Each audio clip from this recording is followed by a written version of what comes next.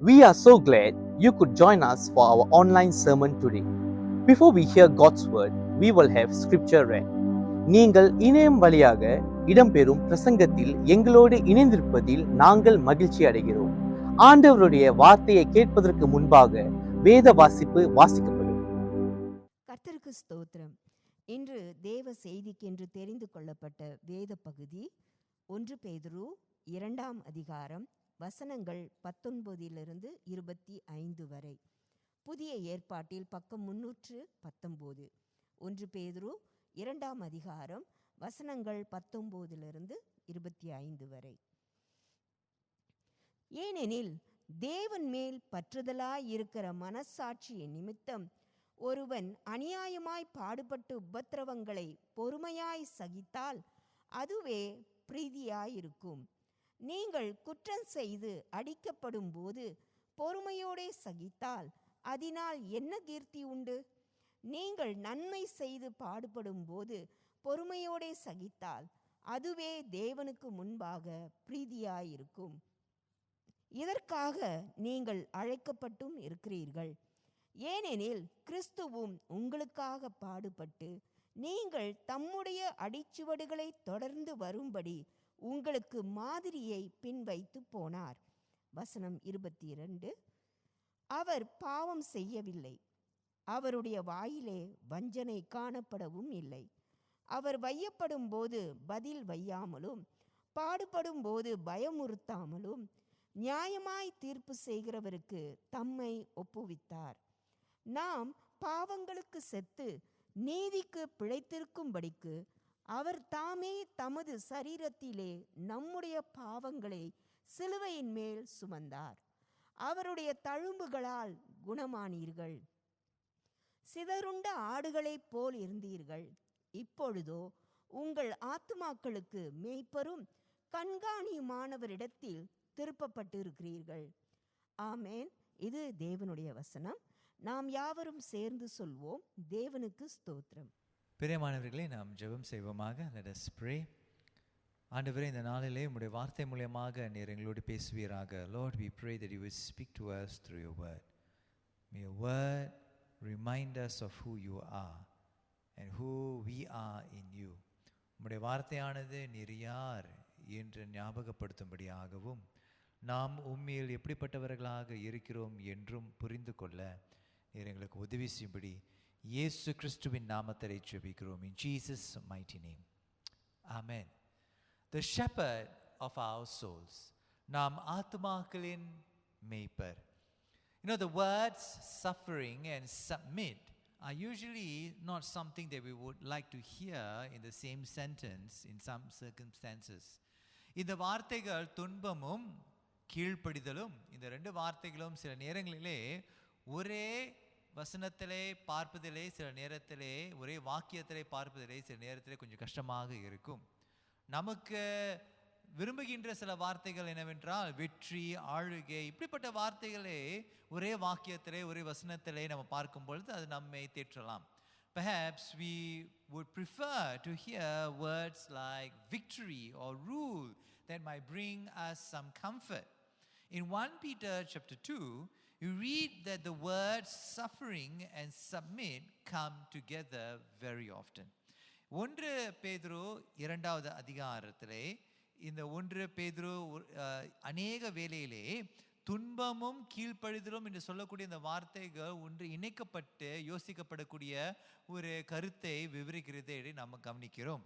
We read that these words suffering and submit come together and offer us a way to understand these two words together.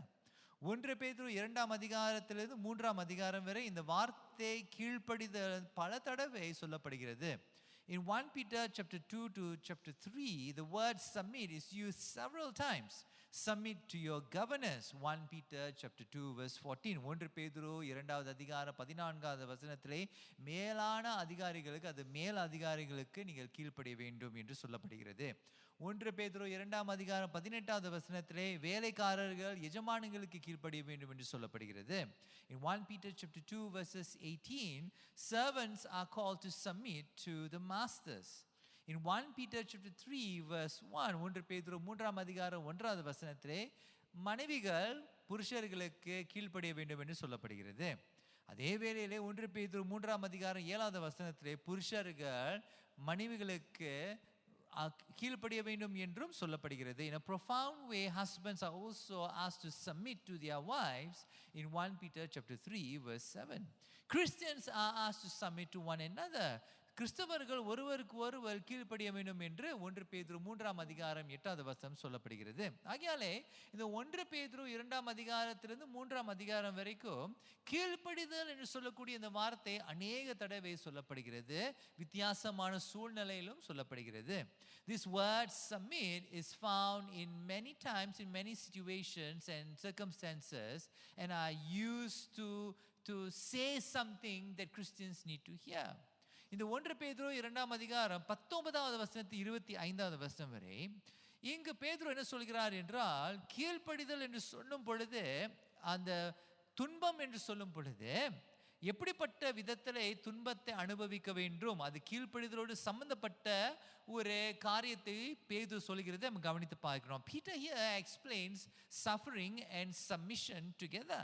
And he says here, this suffering that Peter is talking about is not something that you experience when you are rebellious, but something that you do not deserve even though you are doing something right. இங்க பேதுரு இந்த துன்பத்தை குறித்து பேசும் பொழுது, அதாவது எதிர்த்து நின்றதுனாலே வரக்கூடிய துன்பத்தை குறித்து சொல்லப்படவில்லை. அது 1 பேதுரு 2:20 வாசிக்கலாம். In 1 Peter chapter 2:20, Peter clarifies what type of suffering he is referring to. அதை வாசிக்க கேட்போமே. நீங்கள் குற்றம் செய்து அடிக்கப்படும் போது பொறுமையோடே சகித்தால் அதனால் என்ன கீர்த்தி உண்டு? நீங்கள் நன்மை செய்து பாடுபடும் போது பொறுமையோடே சகித்தால் அதுவே தேவனுக்கு முன்பாக பிரீதியாயிருக்கும். இந்த வார்த்தைகள் நம்ம கவனிக்கும் பொழுது பேதுரு என்ன சொல்கிறார் என்றால், நீங்க படக்கூடிய அந்த துன்பமானது அது விவரிக்கிறார், நீங்கள் சரியான காரியத்தை செய்து துன்பம் படுகிறக்கூடிய சூழ்நிலை குறித்து விவரிக்கிறார். It is when you are doing the right thing and you do not deserve it even though you submit. நீங்க கீழ்ப்படிந்தாலும் அந்த கீழ்ப்படிதல் மூலமாக நீங்க அனுபவிக்கக்கூடிய அந்த துன்பத்தை குறித்து இங்க பேதுரு விவரிக்கிறார். In referring to submission, Peter instructs the believers to submit to the roles appointed by God. இங்க பேதுரு நீங்கள் கீழ்ப்படிய வேண்டும் என்று சொல்லும் பொழுது நியமிக்கப்பட்ட பாத்திரங்களுக்கு கீழ்ப்படிய வேண்டும் என்று பேதுரு விசுவாசிகளுக்கு சொல்கிறதை நம்ம கவனிக்கிறோம். He says here to submit to the authority vested in people's roles when they ask you to do something that is expected of you.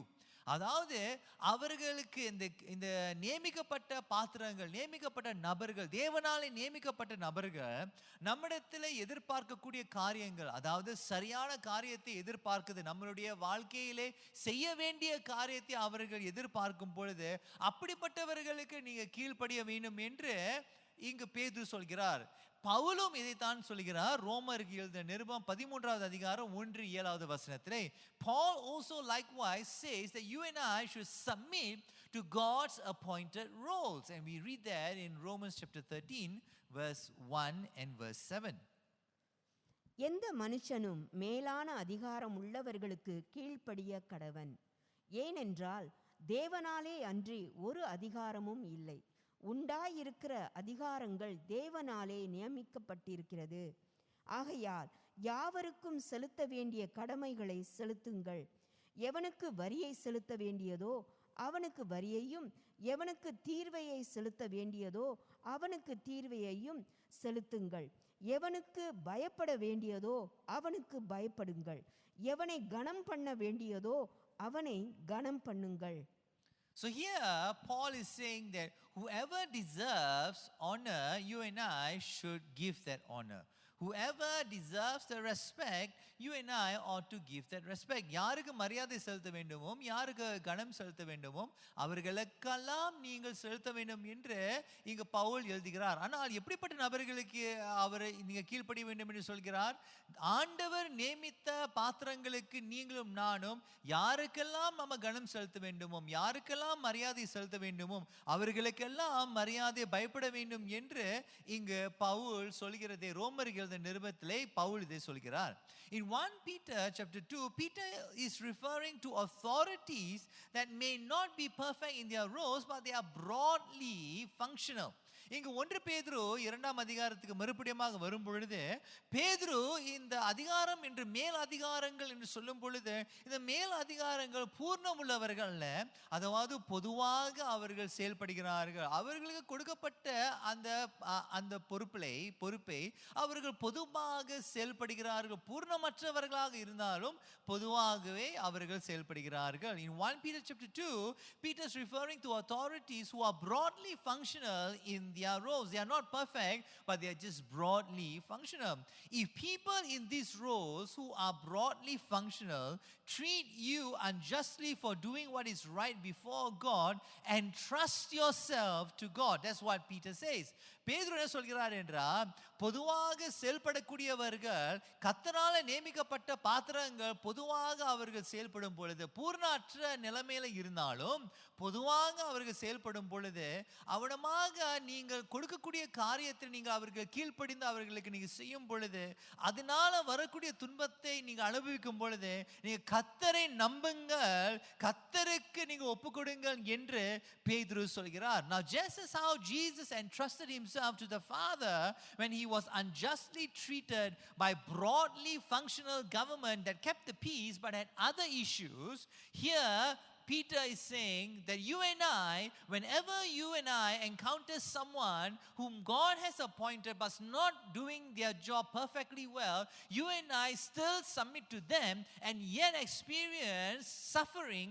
You and I are called to entrust ourselves to God because that appointment comes from God.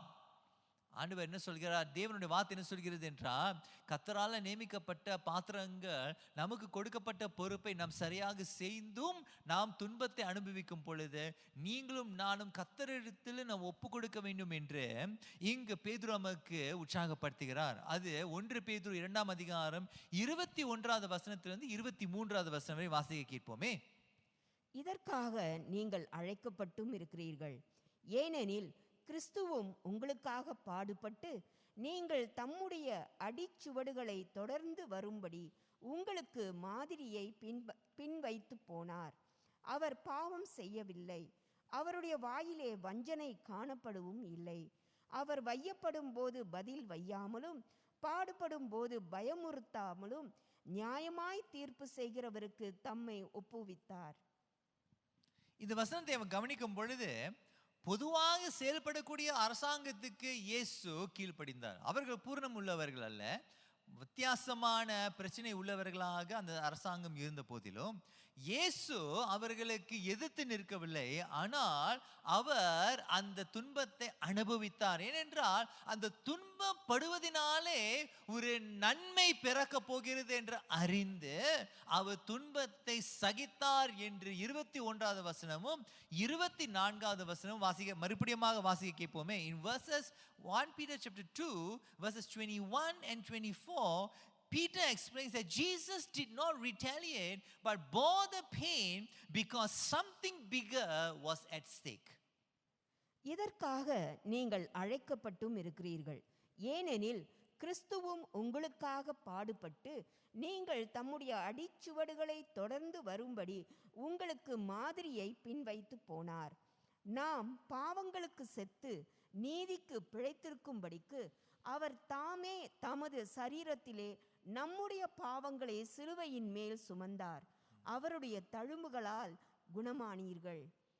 Our suffering for righteousness, my friends, when we submit to the authorities that God himself has appointed, and when we submit to them and yet experience suffering, Scripture says that our suffering for righteousness is a testimony that Christ is in our lives and it is an example to other believers. பிரியமானவர்களே, எப்படி இயேசு நமக்கு ஒரு மாதிரியை வைத்து சென்றாரோ, அதே போல நீங்களும் நானும் நன்மையான சரியான காரியத்துக்காக நீங்களும் நானும் துன்பம் படும் பொழுது கிறிஸ்து நம்மில் இருக்கிறார் என்று ஒரு சாட்சியாக இருக்கிறது. அது மட்டுமல்ல, நம்மை சுற்றி உள்ள விசுவாசிகளுக்கு அது ஒரு எடுத்துக்காட்டாகவும் இருக்கிறது என்று வேதம் சொல்கிறது. Scripture says that Jesus' suffering brought about a spiritual change in us because we were healed by his wounds. வேதம் சொல்கிறது, இயேசுனுடைய துன்பத்தினாலே நம்மளுடைய வாழ்க்கையில ஒரு ஆவிக்குரிய ஒரு மாற்றம் உருவாகினதாம். அவருடைய தழும்புகளால் நீங்களும் நானும் சுகமானோம். Similarly, Paul says in Romans chapter 5 verses 3 to 5 that a spiritual change takes place in suffering. Pavul சொல்கிறார், ரோமர்கள் எழுதிய நிருபம் 5ஆம் அதிகாரம் 3ஆம் வசனத்திலிருந்து 5ஆம் வசனம் வரை, நாம் பாடுபடும் பொழுது அந்த பாடுகள் மூலமாக ஒரு ஆவிக்குரிய ஒரு மாற்றம் நம்மிலே உருவாகிறது என்று பவுல் சொல்கிறார். அதை வாசிக்க கேட்போமே. அது மாத்திரமல்ல, உபத்திரவம் பொறுமையையும், பொறுமை பரீட்சையையும், பரீட்சை நம்பிக்கையையும் உண்டாக்குகிறதென்று நாங்கள் அறிந்து உபத்திரவங்களிலேயும் மேன்மை பாராட்டுகிறோம்.